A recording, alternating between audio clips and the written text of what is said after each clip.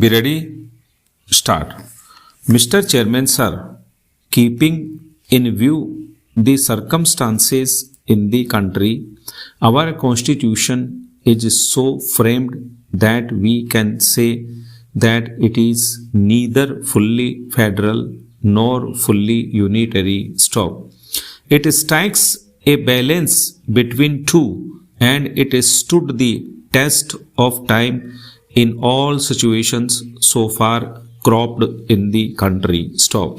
We have so far successfully thwarted all kinds of challenges posed to our political system, and we have remained stable amidst such pressure on our system. Stop. I don't think that any new development has taken place warranting reappraisal and detailed analysis of our political system. Stop. Often, our friends, particularly from opposition parties, raise the demand for redefining of relations between the center and the states. Stop. I think whenever any political development takes place in a particular state, or a particular party of a particular state feels any pressure on it, in that situation the only one slogan is raised, that the central government is committing excesses on it, be it is a political issue or a financial issue. Stop here. Generally, such things are raised on three counts. Firstly, it is raised on account of the institution of governor. Secondly, on account of prevailing financial relations between the center and the states. And thirdly, such things are raised by different regional parties for their personal political gains under the compulsion of situations in their state.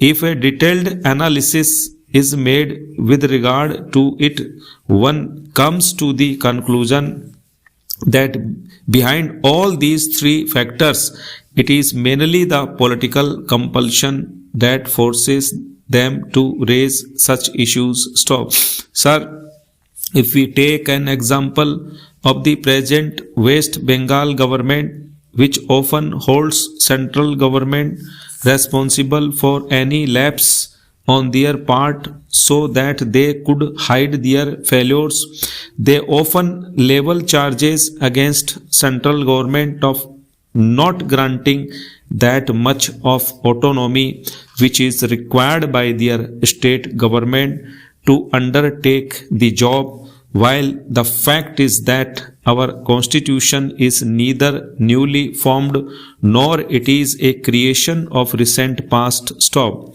At present, whatever equation between the center and the states is prevailing, it has been prevailing under the constitution since long ago. It was formed long ago by our constitution makers. Stop. So long as the same party ruled at the center and the state, no such problem arose. But as soon as different parties came into power at the center and states, such problem began to arise. Stop. Para. The Chief Election Commissioner also directs and controls the preparation of electoral rolls of states as well as the union territories, and settles the program of work for them, orders the holding of by-elections to fill up casual vacancies. He supervises the work of the chief electoral officers in states and union territories regarding elections. He examines the reports submitted by the electoral officers regarding filing of accounts of election expenses by contesting candidates and disqualifications of defaulting candidates. He considers and takes decisions on representations for removing disqualifications incurred by the candidates. He hears cases relating to recognition of political parties and allotment of symbols. He prepares the reports on general election and performs certain duties required under the Representation of the People's Act 1950 and 1951 and the rules made thereunder. He undertakes extensive tours for supervising the preparation of electoral rolls and conducts elections also and holds conferences. He also attends to administrative and financial matters pertaining to the Commission's organization and its functions. These are, in short, the functions of the Commission. Would it be possible for one individual to do full justice to the task assigned to the Commission, and can a single individual loaded with so many important duties present a picture of efficiency and impartiality? In my opinion, he can never. In this respect, it would be worthwhile to quote what the Joint Committee on Amendments to Election Law had said. It is a committee constituted by both houses of Parliament.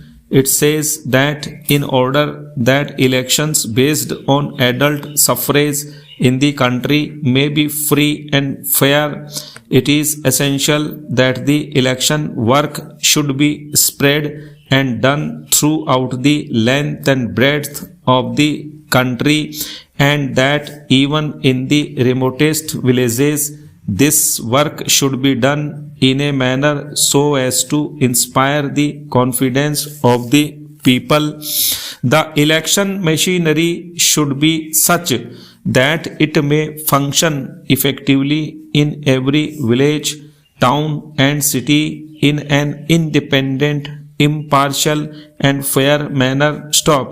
Gradually, elections have ceased to be a 5 years affair, but are held, if not every year, at least in every alternate year in some part or other of our vast country. The elections have therefore become a continuing process entailing enormous work on the Election Commission. The immensity of the task of the Election Commission and the complexities of the duties it is called upon to discharge are too obvious and do not require any elaboration. It is too great a burden for a single person to exercise supervision, direction and control effectively on the whole process of elections throughout the country.